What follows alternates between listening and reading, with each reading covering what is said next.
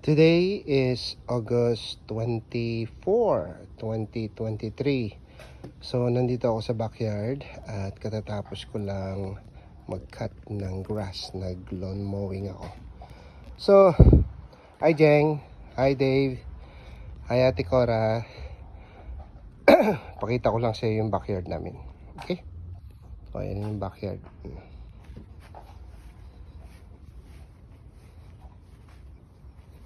Ayan, mga flowers ni Sister Faye. Mahilig siya sa pananim. So ayan, makikita nyo yung kanyang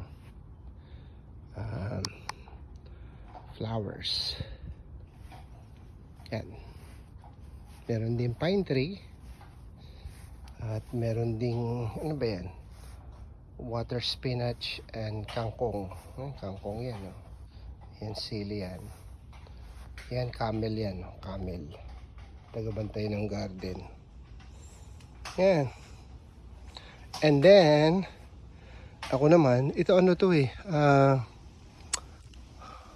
pear tree yan. Kaya lang tapos na siyang mabunga, kaya tinitrim ko na yung kanyang mga dahon. Okay, so, meron pang konti sa backyard. O yan, meron akong tanim na pipino. May bunga na ba to? Alam ko may bunga na to Ayan isa Ayan Oh. Ang liit lang ng puno ng pipino. Yan. Tapos ito ay ano naman to, cherry tree. Tapos na rin siyang magbunga, so kailangan i-prunes. Ayan. Pakita ko sa inyo yung aking maliit na ampalaya. Oh, yan ang aking ampalaya. Iisa lang ang taniman niya sa garbage bin. Yan. Oh, may bunga na siya. Isa. Hindi lang isa, marami yan. Oh, tingnan mo. Oh. 1, 2, 3, 4, 5, 6, 7, 8, 9. At saka may mga nakatago pa yan. 10. Dito. Ayan 11.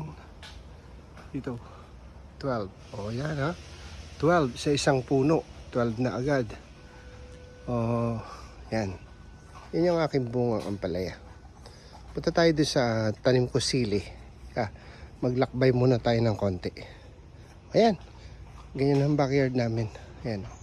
Ito rin, ampalaya din to May isang bunga. Okay? Yan din, ampalaya din yan. 2 bunga, yung ampalayang kulubot. Ayun pa ang dami ko ng ampalaya. Kasi yun ang pagkain ng mga diabetes mga diabetic. Okay, punta tayo dito, banda rito.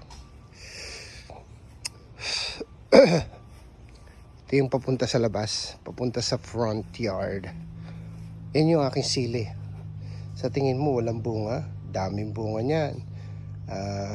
Ang tawag dyan sa sili na yan ay Scotch bonnet. Mga sili yan ng mga Jamaican at ng mga Barbados. Papakita ko sa inyo yung bunga niyan, dami. Yan Yan. Hinihintay nyo yan maging yellow or orange. Okay, yellow or orange. Ayan. Okay, ito naman bichuelas. Dami ko nung naani kayo niya kahapon. Meron din ako upo. Ayan, upo. Ito, upo yan Ayan, upo. Upo yan Mga 1 week mahaba na yan. Okay, 1 week. Pa isa. Ito. Ayan, ito. Yan. Yan ko lang yan pinapatubo. Sa lang. Yan lang. Pinapatubo ko lang sa container. Ayan na. Ano yung maliit na garden namin dito sa backyard. At least nakita nyo na meron kaming konting backyard. Kung minsan, pwede rin mag-volleyball dito. Okay. Ngayon, Meron pala akong isang ano. Pinili ko yung malunggay, ganyan kaliit lang. Ganyan lang. Ganyan lang. Mga $2 yun. Wala, 6 inches. Alam mo, kung gaano nakalaki ngayon yung aking bichuelas yan. Eh. Okay. Ang bichuelas din yan. Saldanan lang yan. Ito na yung aking ano, malunggay. Ayan. Mataas pa sa akin ngayon. Kita niyo naman yung aking malunggay. That's it for today. Okay, bye.